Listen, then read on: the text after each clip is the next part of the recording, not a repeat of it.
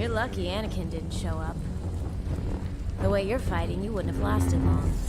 Watching Hayden fight that great in episode 5 of Ahsoka just made you realize again that how much of a gem Hayden Christensen really is. In my mind, he will forever be the real Anakin and there's nobody else. Even 20 years down the line when somebody wants to recast Anakin and do the prequels all over again, maybe when I'm an old man trying to tell my grandson about how great Hayden Christensen was, I don't think anybody can recast a new guy playing Anakin. And what bums me out even more is that we never got a duel between Hayden Christensen and Ray Park. Hayden plays Anakin, of course, and you can see how great he is at dueling, how skillful he is.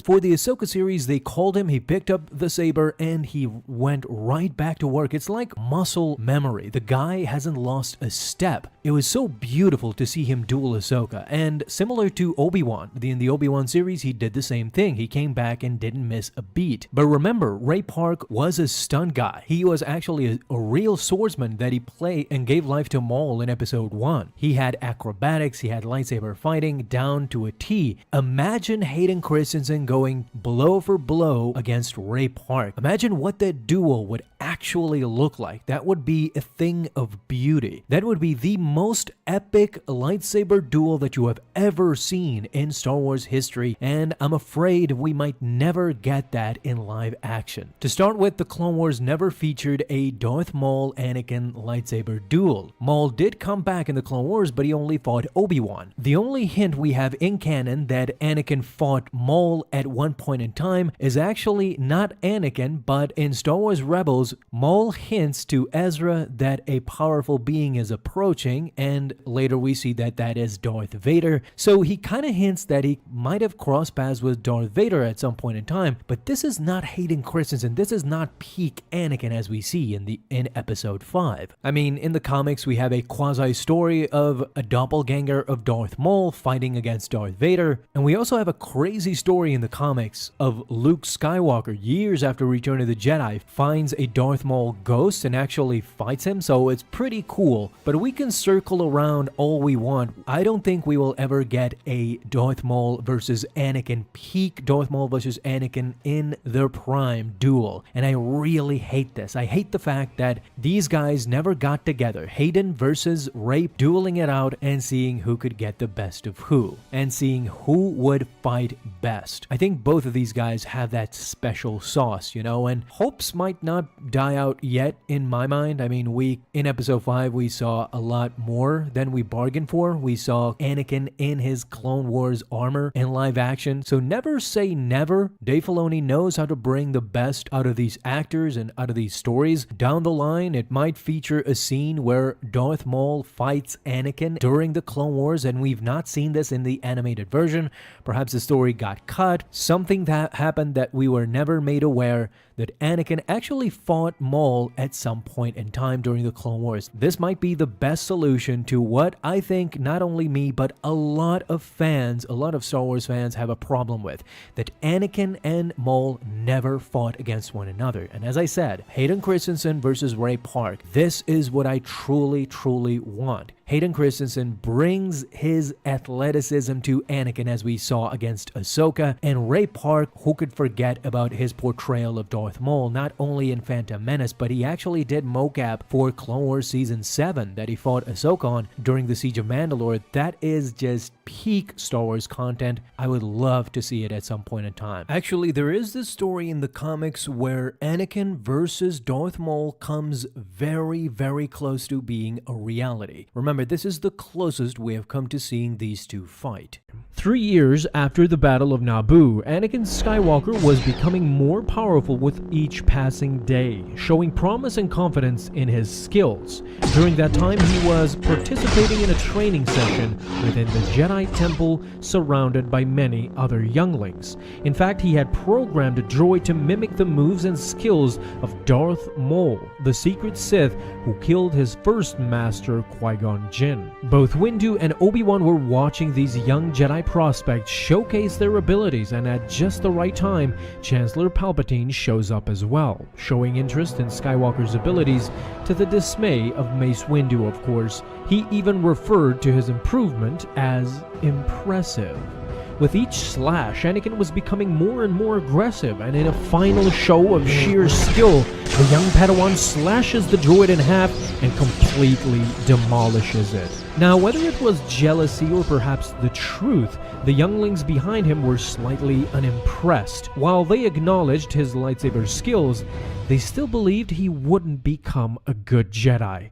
One commented that after all, he would always be a slave to his emotions.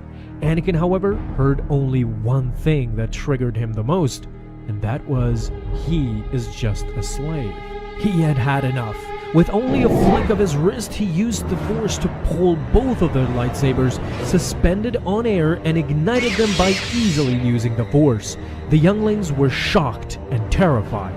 To make matters worse, Anakin taunted them about their comments. Witnessing what just happened, Obi-Wan immediately intervened, but by that point Anakin had just come to his senses. He defused the lightsabers and gave them back to the younglings with an apology to offer as well. It was a sudden burst of emotion. However, the Padawans had just witnessed his wrath. They were not about to discuss it further, they just said to forget it. Palpatine, of course, having seen what transpired, used this opportunity as an in to spend more time with the boy, instructed Windu to send the boy over to him more frequently. After all, he was once Anakin's age, he commented, and he felt a special connection with Anakin, even reminding Windu that the Jedi fall under the Senate's jurisdiction.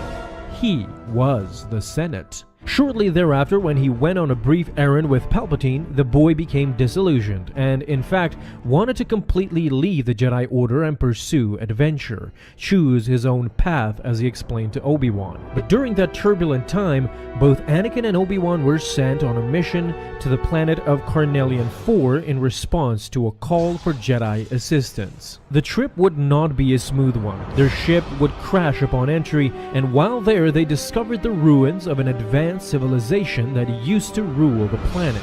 Now it was swarmed by primitive species and survivors. While on the surface, Obi-Wan and Anakin immediately find themselves in a heat of battle between Prawn and Grecker, and while the Jedi defuse the situation, they are still left stranded and agree to work together in order to survive. While trying to recover an airship, Grecker asks Obi-Wan if the young boy is his son, to which Obi-Wan responds with a firm no, that he is his Padawan, which, as he describes, as something between a student and an apprentice. Grecker is mostly shocked that Anakin is a mere student. He could handle himself and others quite easily, even noting that Skywalker was a tough kid. Grecker continues to question Obi-Wan about Anakin and how he came to be the boy's master, to which Obi-Wan responds with kind of a meek answer, saying that his dying master just asked him to train Anakin and he had no other choice. He just could not refuse a dying wish. Kenobi goes on to say that Anakin is very important. With his potential and his abilities, he could very well affect the balance between good and evil in the universe. In the end, he would need guidance, and that he swore to provide that to him. Visibly, Obi-Wan was uncomfortable. Grecker even tells him that he doesn't seem too happy about this ordeal. Basically, that the Jedi was simply stuck with a tough-minded student. However, Obi-Wan, who always showed humility, put the blame on himself, telling Grecker that it is normal for a kid of his age to behave in such a way, and any blame for any failure would solely rest upon him. While Grecker still notices that Anakin idolizes Obi-Wan, the veteran Jedi still acknowledges that Anakin has his issues with serving the Jedi Order. Furthermore, Kenobi believes that the young Padawan finds patience to be quite difficult. Skywalker hates to wait on anything. He just can't concede that he would leave the Order, stating that if he indeed does leave, things will become a bit more complicated. Of course, this is not the first time and the only time that we see Anakin and Obi-Wan clash from time to time, but it is interesting with these canon comics to see how close Anakin came to calling it quits, not just once, but multiple times, especially once he grew up and started his relationship with Padme Amidala.